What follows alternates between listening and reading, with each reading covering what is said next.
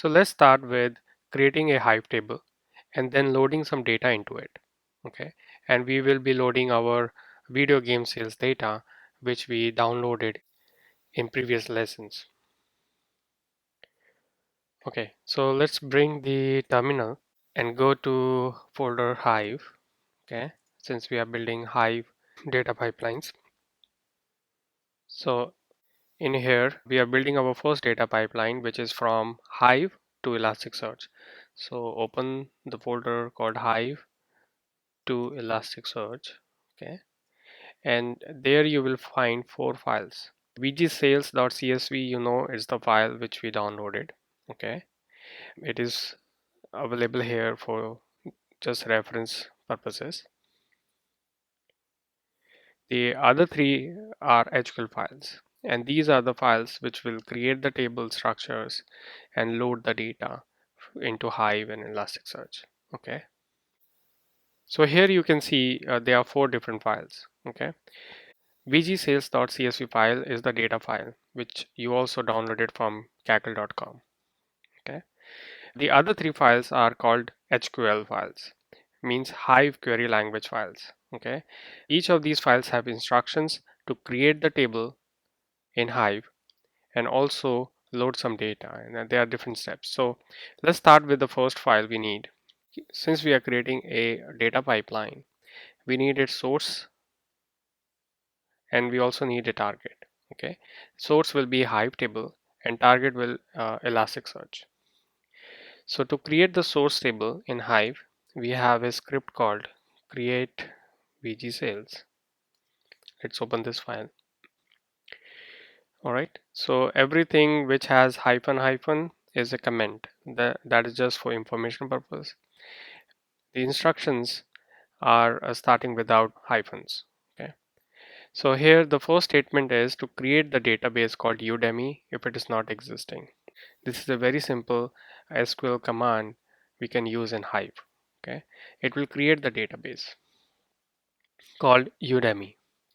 Then we are saying everything happening after this statement should be done under Udemy database. Okay, so next statement is to drop vg underscore sales table if it is already existing.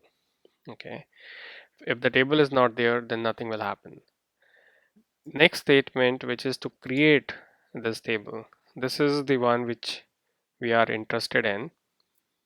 So let me scroll down a bit so you can see the full command.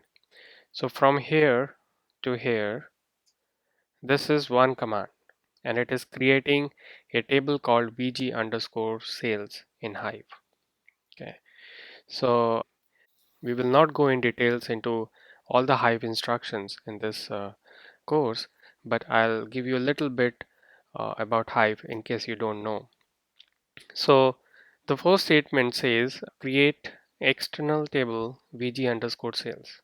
Okay, so basically we are telling the system to create a new table called vg underscore sales. Okay, and this will be an external table, meaning its data will be stored somewhere else and the schema information will be stored somewhere else. Okay, you don't need to go into detail at this moment.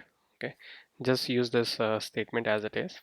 Then in next line we have the column, the type of the column, and some comment about that column. Okay, so all the fields which are there in our data file, in the same order we want them to be defined in Hive table vg sales.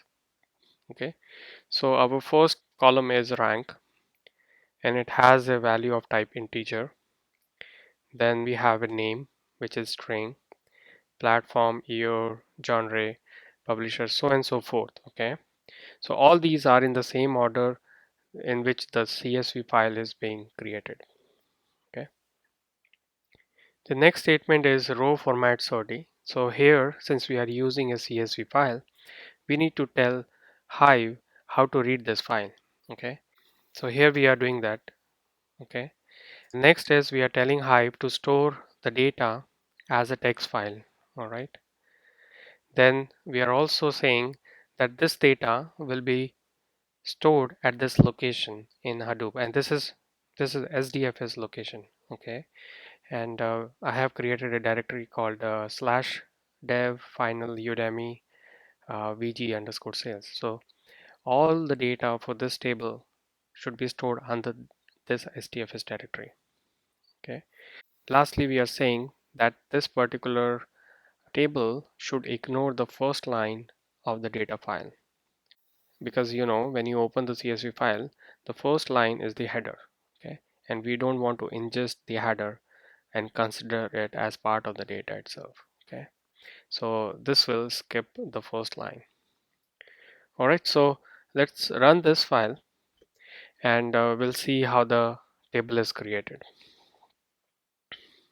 And we can run it simply by typing hive -f create VG sales table. Once we run it through this command, we are invoking Hive and we are passing it a script file, which is our .html file, and asking it to run all these steps one by one in the order in which they are mentioned in the file. Okay, so let's press enter. So first it will create a connection with Hive. Okay, and then it will start running all the instructions, and you can see it has already started running the instructions. We are getting these status back saying OK, which means that particular instruction was successful. So we had 4 instructions, all of them were successful. If I open a Hive session now, I should see a new database called Udemy, and under that database a new table should be added, which is VG underscore sales. So let's do that. Let me open another window.